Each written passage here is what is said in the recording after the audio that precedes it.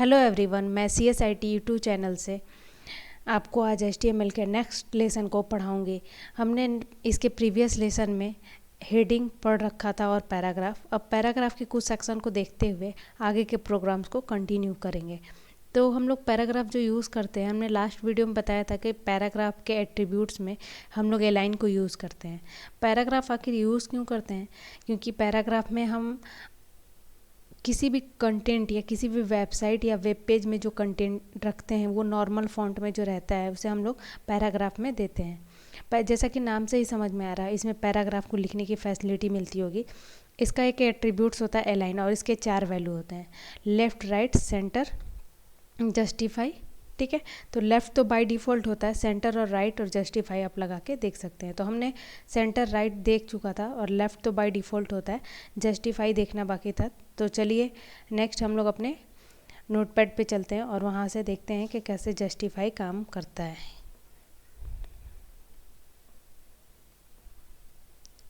यहाँ से हम नोटपैड ओपन कर लेंगे और यहाँ से एक न्यू फाइल ले लेंगे। ठीक है, न्यू फाइल लेने के बाद यहाँ पे हम लोग लिखते हैं सबसे पहले जो हम लोग का HTML का फॉर्मेट है। सबसे पहले HTML लिखे, HTML को क्लोज कर लिए। यहाँ पे हेड लिखें, हेड को यहाँ पे क्लोज कर लेते हैं। इसके अंदर आप टाइटल दे दीजिए, टाइटल अपने नीड के अकॉर्डिंग जैसा भी आप देना चाहें।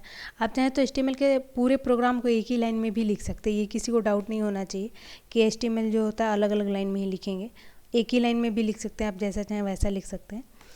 HTML जो होता है वो केस सेंसिटिव नहीं होता है। केस सेंसिटिव का मतलब इसमें कैपिटल और स्मॉल में कोई भी डेटा अगर लिखेंगे तो वो सारे को रीड कर लेता है। इसमें कोई मतलब नहीं है कि अगर आप स्मॉल या कैपिटल में लिखते हैं तो कोई डिफरेंस नहीं होगा। केस सेंसिटिव का मतलब होता है अलग अलग केस में अगर आप लिखते हैं, जैसे कैपिटल केस, स्मॉल केस, ठीक है, कैपिटलाइज्ड केस, तो ये सब में डिफरेंस नहीं होता है। यहाँ पे पैरा लिख लिया। अब हम इसे सेव कर लेते हैं। सेव करने के लिए डेस्कटॉप पे गए और P1 नाम से यहाँ पे HTML सेलेक्ट करके लिख लेते हैं। ठीक है, अब हम यहाँ पे बॉडी क्रिएट करते हैं, बॉडी टैग। बॉडी टैग के अंदर के कंटेंट ही हमारे ब्राउज़र पे आते हैं हमेशा। तो यहाँ पे बॉडी लिखा और बॉडी के अंदर हम पैराग्राफ का जो लास्ट देखना था हम लोग को, जो इसके प्रीवियस वीडियो में नहीं देखे थे, यहाँ पे लिखते हैं this is video, this is paragraph.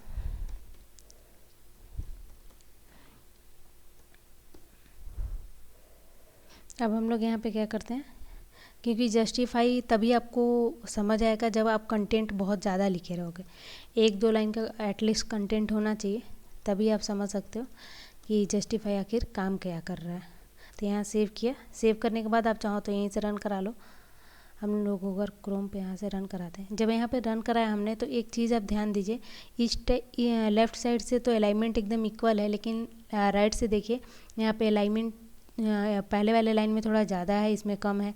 तो हम चाहते दोनों साइड से एकदम इक्वल रहे, तो वही काम हमारा alignment equal to justify. Alignment एक प्रॉपर्टी होती है या एट्रीब्यूट्स होता है जिसको हम पैराग्राफ में लगा के इसके बिहेवियर को चेंज कर। प्रॉपर्टी हम लोग इसीलिए यूज़ करते हैं ताकि किसी की स्टाइलिंग चेंज कर सके। जैसे हमारी प्रॉपर्टी, हम लोग के स्टूडेंट की प्रॉपर्टी रहती है, आप लोग बहुत अच्छे हो पढ़ने में, तो ये आपके एक तरीके के एट्रीब्यूट्स को ही तो बढ़ा रहा है। तो इसको हम लोग अलाइन को एट्रीब्यूट्स बोलते हैं। P को टैग भी बोला जाता है, पैराग्राफ टैग, या इसे P एलिमेंट भी बोला जाता है। ठीक है, अलाइन, अलाइन में हम लोग यहाँ लिखते हैं जस्टिफाई।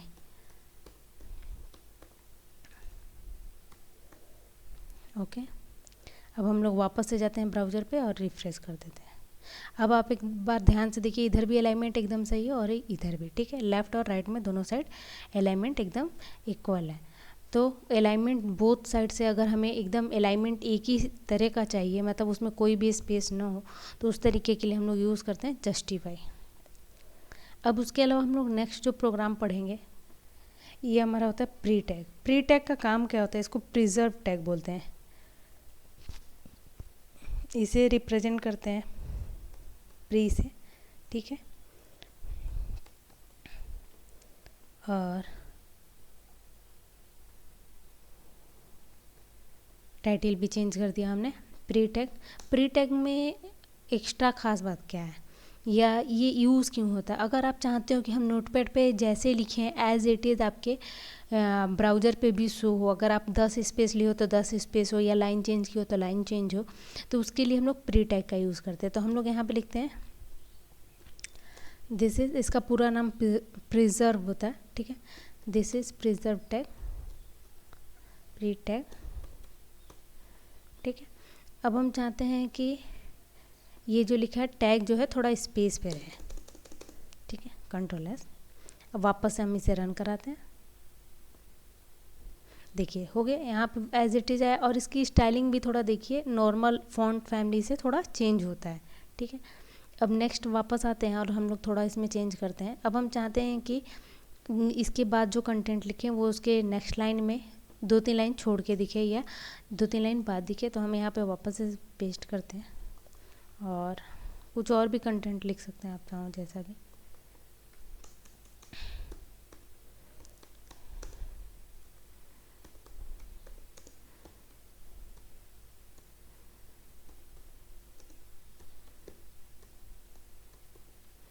यहाँ पे हम लोग हाइपरटेक्स्ट मार्कअप लैंग्वेज लिख लें। और इसका एक्सटेंशन क्या होता है, HTML का एक्सटेंशन ऑफ HTML जो होता है, ये आप चाहो तो नोट भी कर सकते हो, एक्सटेंशन ऑफ HTML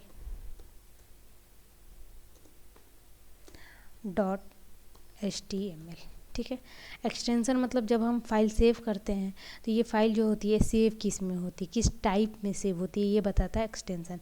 जैसे आप नॉर्मली आप नोटपैड की फ़ाइल सेव करते हो तो .txt में सेव होती है, वर्ड की फ़ाइल सेव करते हो तो .doc या docx में सेव होती है। उसी तरीके से HTML के फाइल जो होता है हम लोग .html में सेव करते हैं। इसके अलावा भी बहुत सारे एक्सटेंशन है अकॉर्डिंग टू वर्जन और अकॉर्डिंग टू न्यू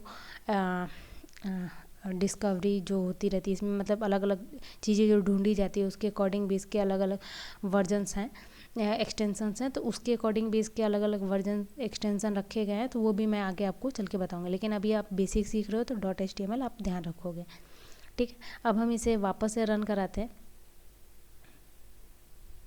ये देखिए आपका जैसे आप अपने एडिटर में लिखे हो वैसे एज इट इज़ यहाँ पे शो कर रहा है, ठीक है। नेक्स्ट जो होता है इसके बाद हम लोग एक और टैग होता है, हम उसका यूज़ बता रहे हैं क्योंकि अभी तक जितने भी हम लोग टैग यूज़ किए वो सारे टैग कंटेनर टैग थे। जैसे स्टार्टिंग में ही हमने बताया है कि टैग जो होते हैं 2 तरीके। टैग क्या होता है, HTML कमांड होता है। HTML कमांड का मतलब एक इंस्ट्रक्शंस जो होता है जो सिर्फ HTML पढ़ता है या रीड करता है, ठीक है। तो यहाँ पे आप आके हम लोग BR टैग का यूज़ कर रहे हैं जिसको ब्रेक बोलते हैं, ठीक है। ब्रेक टैग का यूज़ कर रहा है। ब्रेक टैग काम क्या करता है, लाइन जैसा इसका नाम है वैसा इसका काम है, ये लाइन को ब्रेक करने के लिए यूज़ होता है। तो हम लोग यहाँ पे P टैग में कुछ लिखते हैं, नॉर्मली आप कुछ भी लिख सकते हो, ठीक है। ऐसी चीज़ें लिखते हैं जो आपको याद भी होता रहे।